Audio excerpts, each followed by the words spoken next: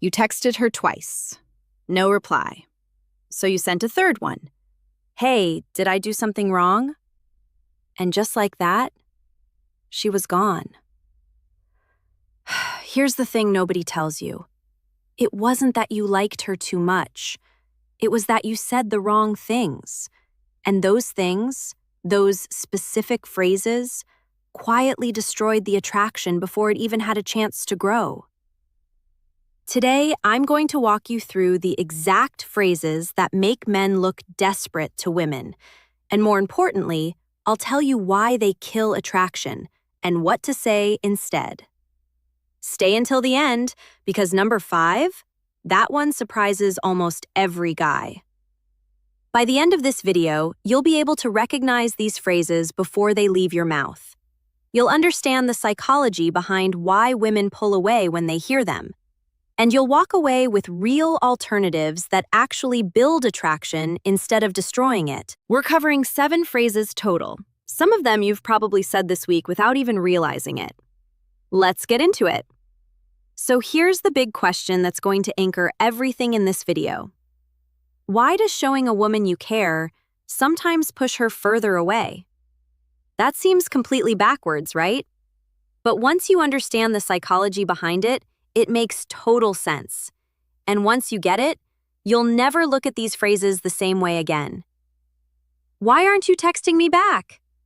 Okay, phrase number 1. And this one comes in a lot of different forms. Why haven't you replied? Did I say something wrong? Hello?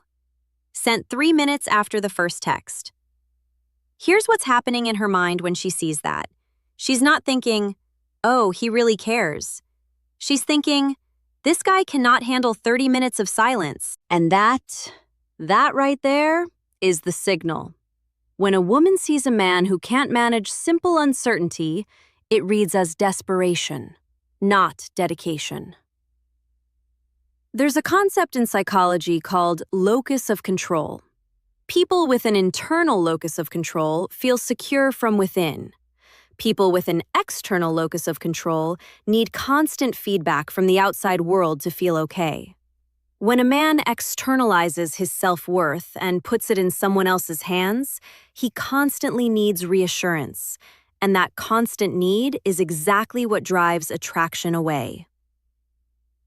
Here's the interesting part. The follow-up text doesn't just look desperate, it actually removes the mystery. And mystery is one of the strongest drivers of attraction. What to do instead? Send one message. Then go live your actual life. Let the silence work for you. I'd do anything for you. Phrase number 2. And this one feels romantic when you say it, but it lands very differently than you think. I'd do anything for you. Just tell me what you need. I'm here whenever you want. Now, on the surface, that sounds like a guy who's kind and available. But here's what she's actually hearing. I don't have a life. I don't have goals. I don't have priorities. You are my entire world. And that is not attractive. That is pressure. Imagine meeting someone wonderful and being told that their happiness was entirely dependent on you. It's a huge amount of pressure to put on anyone. A woman wants to be part of your life. She does not want to be the reason your life exists. A man with his own schedule and priorities is more attractive. When you maintain your hobbies, keep your commitments, and let her see that dating you means being part of a full, balanced life, that's when real interest forms. The modest man. Think about it this way. If you walked into a restaurant and the waiter said, I will cook anything you want. It sounds nice, but you'd also wonder, does this place even have a specialty? Is anything here actually great? Standards are attractive. Boundaries are attractive. Being too available? That's not. You're the most beautiful woman I've ever seen. Now look, compliments are not the problem. The frequency and the focus. That's the problem. When every other sentence is about how gorgeous she is, something shifts. It starts to sound like flattery with an agenda. It tells her you're more focused on winning her over than actually getting to know her. The modest man. And here's the psychology behind this. Over-complimenting signals one thing. You're impressed. And when you're impressed by her looks before you even know her personality, she becomes the prize. You become the one trying to win her. But most people miss this. Attraction isn't about impressing the other person. It's about creating a dynamic where both people are curious about each other. When you flood her with physical compliments early on, you hand over all your social power in one conversation. What to do instead? Notice something specific, something she clearly thought about. Her wit, her perspective on something you talked about, the way she made a sharp observation. That kind of compliment tells her you were paying attention, not just staring. I'm sorry, I'm sorry, I'm sorry. Phrase number 4. And this one's sneaky because it comes from a genuinely good place. Some guys apologize constantly for texting too much, for having an opinion, for taking up space, for existing, basically. Excessive apologies can make a woman feel like she's walking on eggshells around you, and that is not a good foundation for any relationship. It also diminishes the sincerity of your words and makes you appear insecure. Small business bonfire. Here's the psychology. Excessive apologies are often used as a shield against potential conflict, a way to appear more likable while avoiding any discomfort. But what it actually communicates is, I don't trust my own judgment. I need your approval to feel okay about myself. And that's the opposite of confidence. Real confidence looks like this. You say what you mean, you own your actions, you apologize when you've actually done something wrong, not as a reflex every time there's silence or tension. There's a huge difference between being genuinely respectful and constantly seeking forgiveness for simply being yourself. Are we exclusive yet? Okay, number 5. And I told you this one surprises people. It's not that asking for exclusivity is wrong.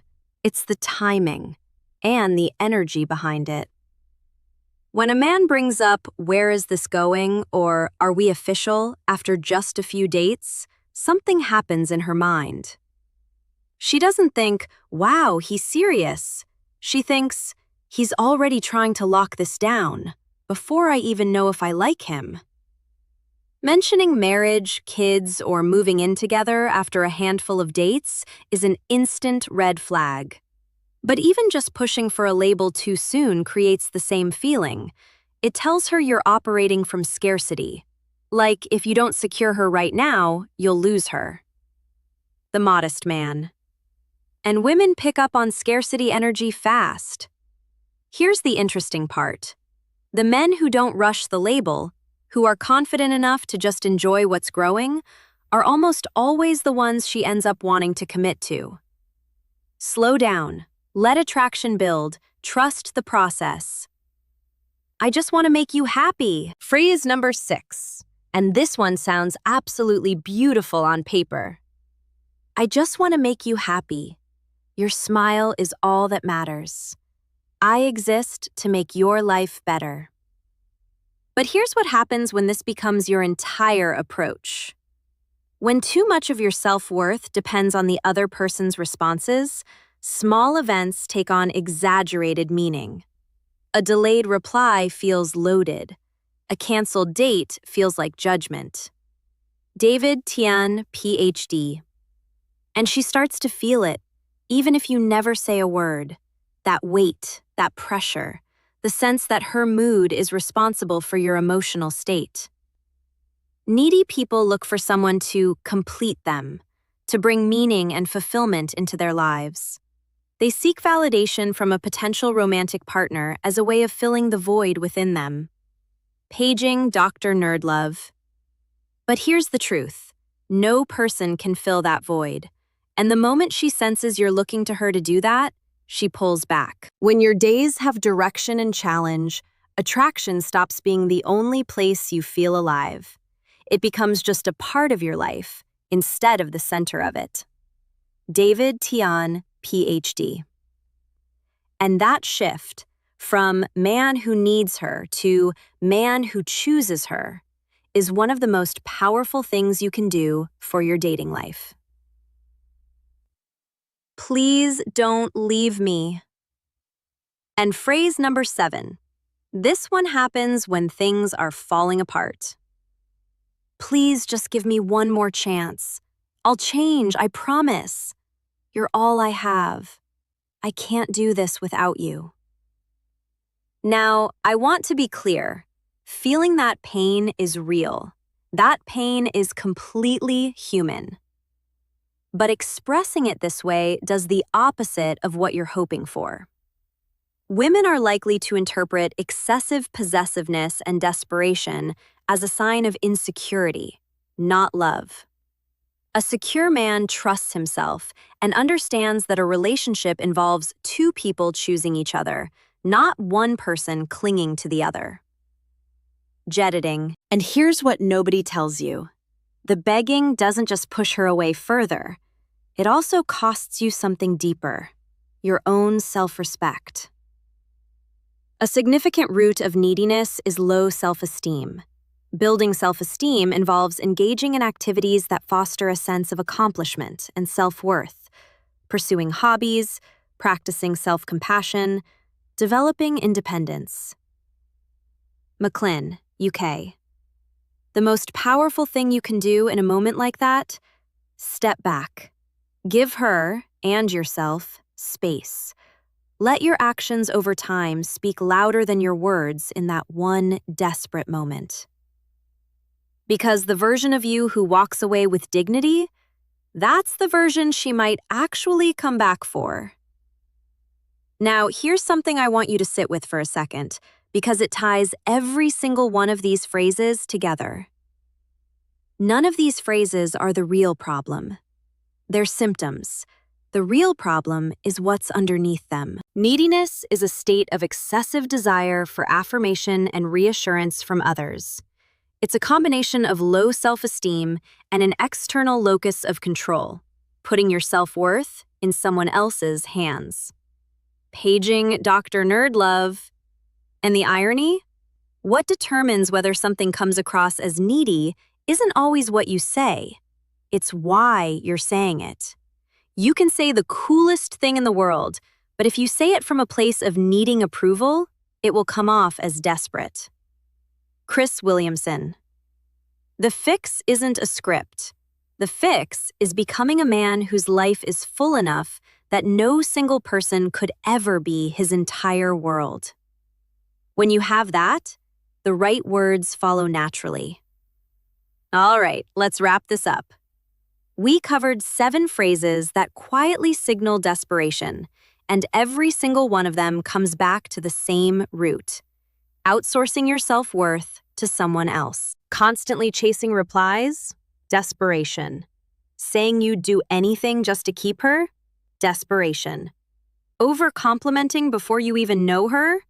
Desperation. Over-apologizing for being yourself? Desperation. Rushing the label? Desperation. Making her your only reason to smile? Desperation. Begging for another chance? Desperation. But here's the good news, and I mean this. Every single one of these is fixable. Not with better lines, not with a new strategy, with one thing: building a life you actually respect living. When your confidence comes from the inside, everything you say lands differently. That is when attraction stops being something you chase and starts being something you create. Now I want to hear from you. Which of these 7 phrases hit closest to home? Drop it in the comments, and be honest. You're not alone. Thousands of guys have said every single one of these. The fact that you're watching this means you're already ahead. If this gave you something real to think about, hit subscribe. Every week, we break down the psychology of attraction, relationships, and what actually works, backed by real research, not guesswork. And if you want to go deeper, watch this video next. It covers why women lose interest even when things seem to be going perfectly. Trust me, you'll want to see that one. I'm Olivia. I'll see you there.